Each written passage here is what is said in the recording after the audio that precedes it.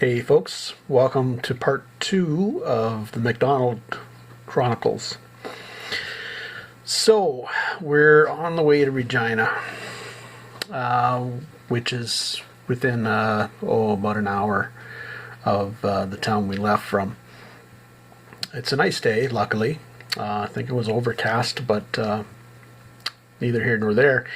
But we're listening and hearing this humming every time we go over a bump, and stopped and looked at, pulled over finally and looked at the trailer. Now, as I had mentioned, the trailer was made of drive shafts welded together, stacked on top of one another and just tack welded, and scrap plywood used for the outside. And like I said, I'm all for recycling. I'm all for upcycling and repurposing. But the materials they used for this thing should have stayed at the dump. But anyway, the tires turned out, when you looked at the tread, you could see in between the tire tread, you could see the cords of the tire. Turned out what was happening was the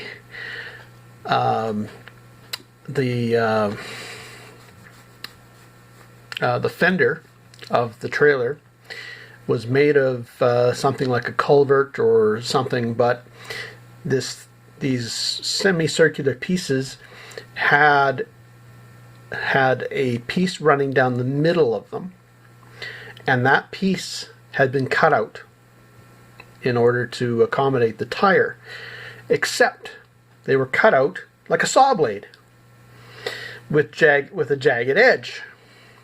Not just cut out and removed, but left with this saw blade edge. So what happened, every time we went over a bump, this saw blade piece that was in the middle would cut into the tire. So I convinced him, by the time we reached Regina, to knock off one of the fenders, or that offending fender, so that we wouldn't be blowing a tire. Now, by Calgary, I convinced him to knock the other fender off because it was doing the same thing. He had cut whatever he had recycled this fender from, he had done the exact same thing, and there was a saw blade basically cutting into the other tire.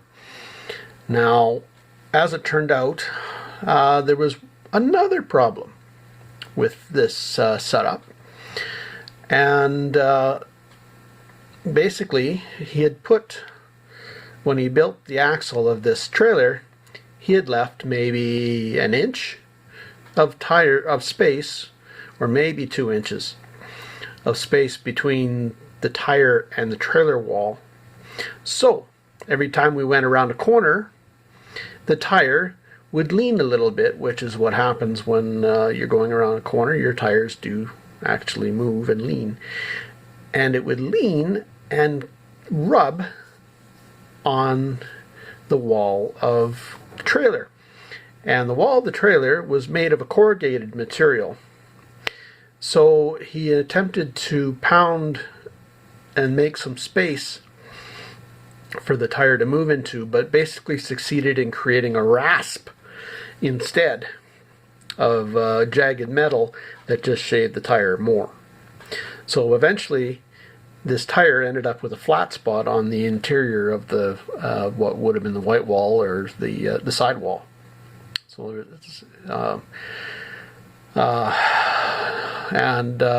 I been a little more forward at the time, I would have just told him to shove it and tried to rent a car or something. But I was naive. I was in my early 20s and was putting up with this situation.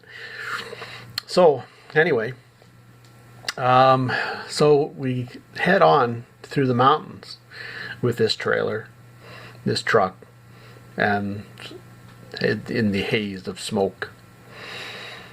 And en route, of course, we hit snow in the mountains. It's October at this time, I believe was the month. So we're headed through, and I'm choking on smoke. I can't turn my head to even sightsee. The windows being smogged anyway from cigarette smoke. I finally convinced him to open the window. The windows were fogging up, so I convinced him to open the window to try to get the windows unfogged. Basically a ploy to try to get the smoke out. So anyway, I'm just going a little crazy at this point because I'm sitting basically bolt upright with a gym bag of my own on my lap because there wasn't enough room in the truck, which is full of pretty much mainly his merchandise. Like I said, I took up maybe a quarter of the back of the half ton, and he's also hauling a trailer, remember, and I'm paying half the fuel. And also we're hauling, of course, his wife and two, or actually it might have been 3 kids along. So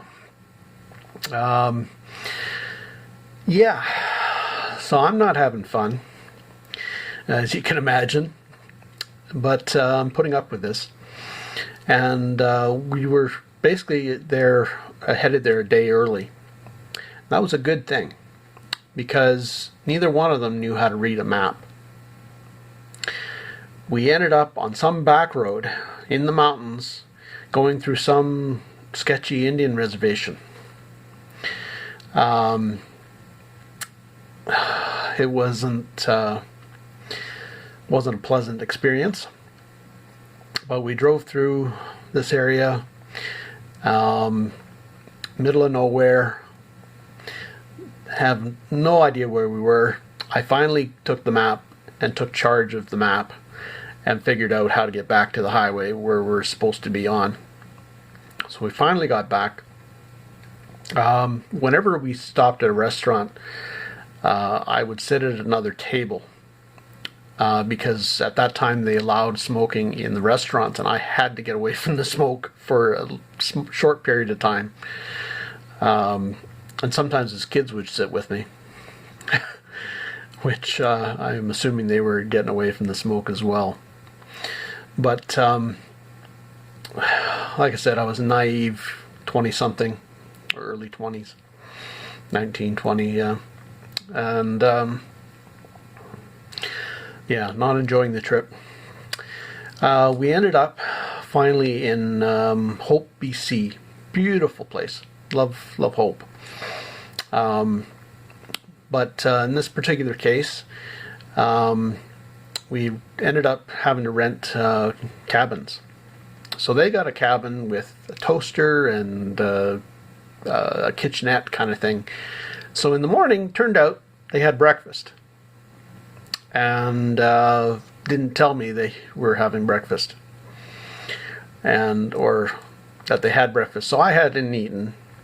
My breakfast that morning consisted of a chocolate milk and a chocolate bar. So after my nutritious breakfast, we loaded up and we're headed out. And we went through again some snow and ice on the roads and such, using this sketchy trailer and in this smoky haze, and we're headed to Vancouver.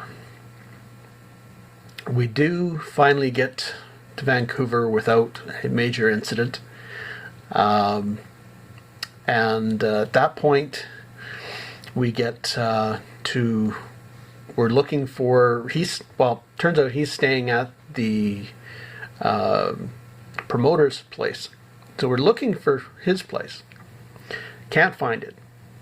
My friends are staying at the Coast Atrium Inn, which was a fancy hotel sort of near the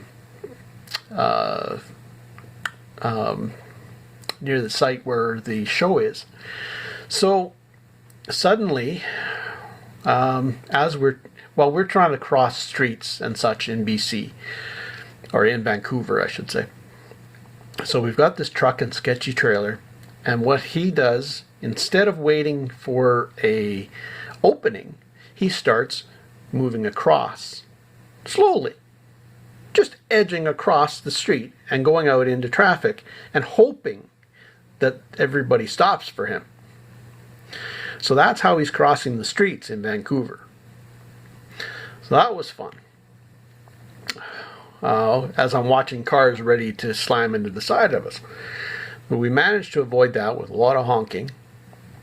And them thinking that I'm stuck up because I'm sitting at different tables than them during lunch and that sort of thing. Anyway, so I'm just hoping I don't get killed in a traffic accident. So suddenly we're driving down the street and I see a sign that says Coast Atrium Inn. So I said, stop here. I'm getting out here. This is my hotel. I'm getting out here. I don't have reservations or anything for this hotel, because I was planning to just stay with friends of mine, and we were going to split a room. But I get there, I get out, I jump the boulevard divider, and I'm finally out of here. My inventory may be with him, but I'm gone. I'm out. I'm safe. I'm away from the smoke. I'm reeking of smoke, but I'm finally safe, or basically safe. So I go to the front desk and ask for the names of my friends that are supposedly staying there. They haven't arrived, and they don't have a reservation there, supposedly. So I wait for a couple hours in the lobby, waiting for them. They don't show up. It's getting on to be almost evening. So I end up renting a room. And at the time, this was in the early 90s, and at the time rooms were $125. Now, that may seem normal now, but at the time, an average room was maybe $40 or $50. So I'm looking at a pretty expensive room at the time in Vancouver. So I get my room. I go up to my room, figuring I'm just going to lie down and just vegetate and try to get this whole initial experience out of my head. Well, I get to my room, I open it. It is freezing cold when I open the door. The door to the balcony is open, and there is half of the balcony is mud. The other half is clean, sitting there with a pail of gloves and rag. And I guess they had been washing it and just didn't finish and left the door open. There was a chunk the size of half my hand missing out of the dresser. And this was a high-class hotel. I was not impressed. There was no towels. It was not good. So, anyway, this was my room. Eventually my friends did show up, and I ended up getting a room with them for the second and third night. So I told the first half of this story, which you've heard, and I guess I was very animated at the time. So I'm telling this story to these two friends, and like I said, one's a genetics prof, the other is a former trucker, both now antique dealers. So the odd couple or odd pair, they're not a couple, both had spouses alike. So anyway, we're all hanging out, just having a nightcap, and Max is sitting on his bed in his underwear, and I forget what Dale was doing. It was clothed, I think, but Max was hanging out in his scotch. So anyway, this spindly-legged genetics prof. Nice guy. He's a character like everybody else in this business, myself included. Anyway, he's having his drink, and I'm telling this story. And eventually, they were laughing, and laughing hysterically at this story. And Max ends up rolling around his bed laughing absolutely hysterically, and falls off the bed because he's laughing so hard. So you can picture this guy rolling around on the bed laughing, and then thunk, falls off the bed because he's laughing uncontrollably. So they thought it was funny anyway. Glad they got a laugh. At the time I was not laughing, but in retrospect it is a odd odd story.